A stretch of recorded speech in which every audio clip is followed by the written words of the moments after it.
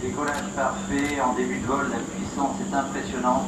1300 tonnes de poussée sont en train de propulser Ariane 5. Après une montée verticale de 5 secondes, le lanceur a basculé vers le nord-est. Il maintient ainsi son attitude pour inverser l'axe des lanceurs parallèle à la direction de sa vitesse, et ceci pour minimiser les efforts aérodynamiques,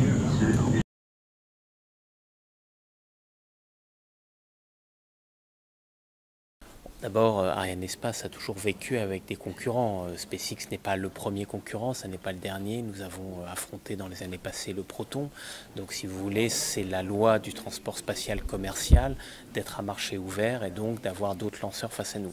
Maintenant, c'est vrai que vous avez cité ce concurrent qui vient avec des prix extrêmement bas, qui profite d'un engagement très fort de la NASA à ses côtés et puis aussi du dollar faible. Cela nous oblige à réagir. Réagir comment? Nous l'avons dit, nous avons fait un effort sur nos prix, et faisant un effort sur nos prix, nous devons faire un effort sur nos coûts. Ces coûts, ça concerne l'ensemble de la filière, donc nous y travaillons avec nos partenaires, et donc nous sommes aujourd'hui dans ce process, qui est un process où nous recherchons une compétitivité accrue. Cela dit, ce moment intervient dans une période où nous avons énormément de lancements à faire et où il va y avoir les investissements massifs de la puissance publique sur Ariane 6. Donc globalement, il y a un bel avenir pour la filière. Il va y avoir beaucoup d'activités aussi ici au Centre spatial guyanais.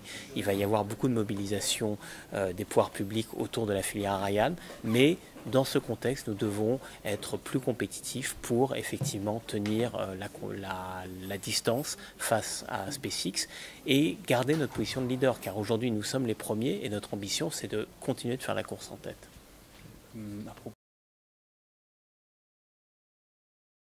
Écoutez, non, ça n'aura pas de conséquences. En tous les cas, à ce stade, ça n'en a pas.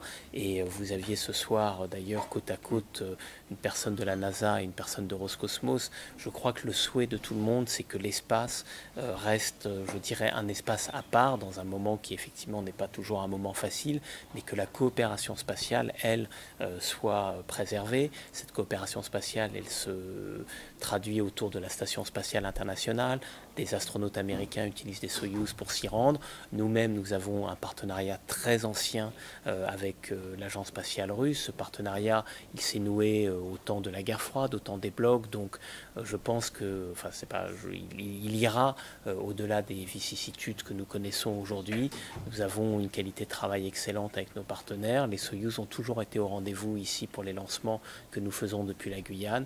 Et il sera au rendez-vous le 21 août pour les Galiléo. Et justement, pour remplacer les Soyouz et pour être en concurrence à niveau face à SpaceX, est-ce que vous pensez qu'à moyen terme, l'envoi de capsules de type habité, type Soyouz, pourrait être imaginé depuis la base spatiale guyanaise?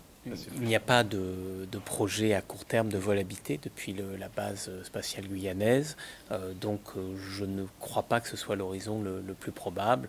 Nous allons continuer durablement d'envoyer plutôt des satellites que des humains, je dirais, dans l'espace. Alors, merci. Merci. Ok. Merci.